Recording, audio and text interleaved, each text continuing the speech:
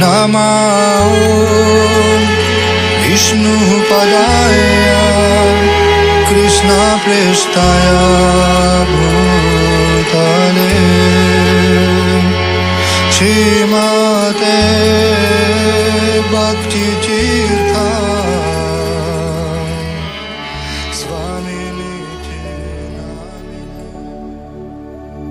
Maharaj was born 25 February 1950, Cleveland, Ohio, United States.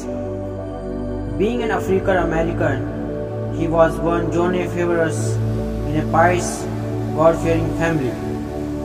So when he was young, he was leader in a Martin Luther King civil rights movement.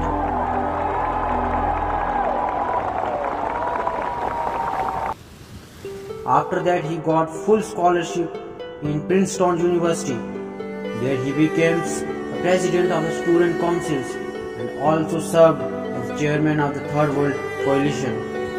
When he was a young boy, he had speech defect called stammering, where he couldn't speak and sometimes he would be slapping his hands against the desk and stamping his feet trying to say the word. But at the same time, whenever he would speak from the Bible, the teachings of Lord Jesus Christ, he never stammered.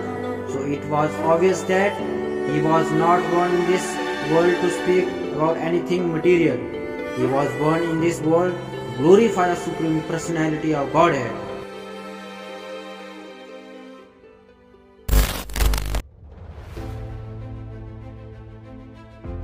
Private and public life is different. Our private life must be similar to the public life. We must not have a social life, a recreational life, a theological life, a cultural life, and at the same time, at the end of the day, we have no life. We must have soul, and soul means you and my brother, whether you're a woman, whether you're a man, it must not be history anymore. It must be their story, it must be our story. It must not be his story, it must be her story.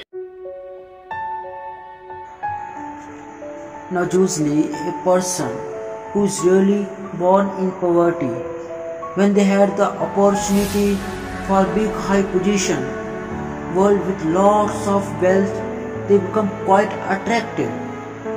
But he was on a spiritual search. He was reading the scriptures and he accepted one person as his guru. But he was asking such deep questions because he wanted to know God. He wanted to love God. He wanted to do the greatest humanitarian work that a person can possibly do. And he had that convictions that God consciousness is the only real and true real humanitarian work. He was asking such deep philosophical questions and he wanted in such a high level.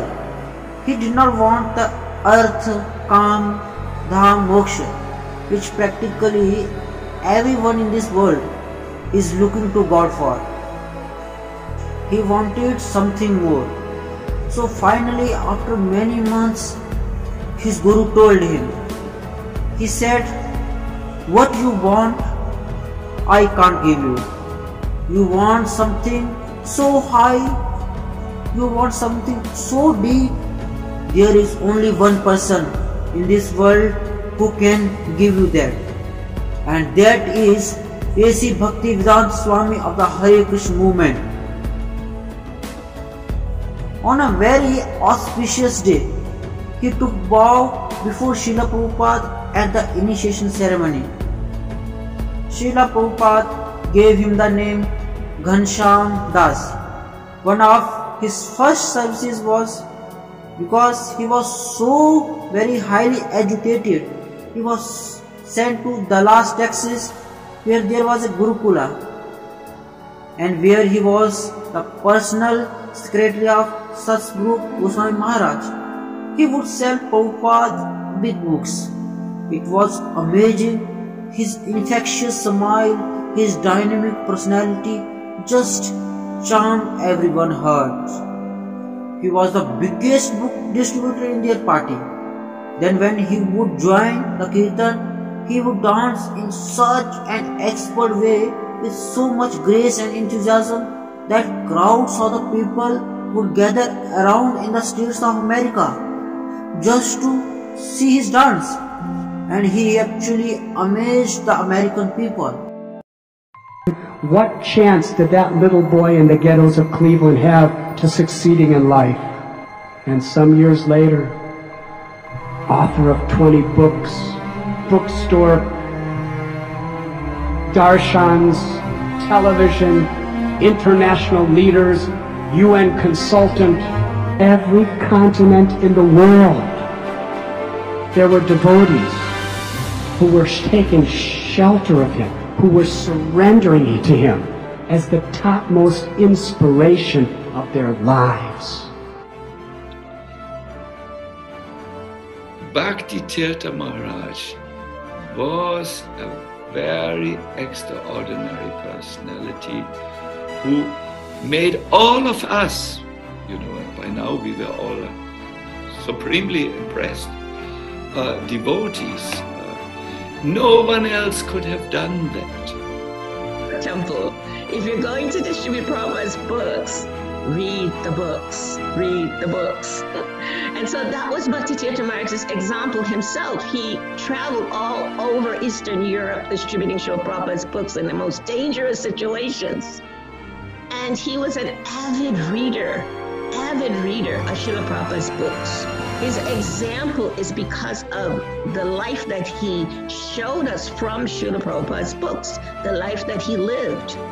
So therefore, it's important for us to go back down memory lane and remember, when I first met my Guru Maharaj, Bhakti Tirtha Maharaj ki, so he was a spiritual warrior, very dynamic, a revolutionary preacher of Krishna consciousness, innovative ways of preaching he taught us. To Africa. So a whole group of GBC members went there to investigate what Bhakti Tirtha Swami was doing.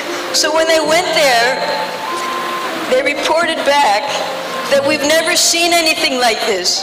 He has temples, farm communities, restaurants, orphanages, namahatas, all over the place.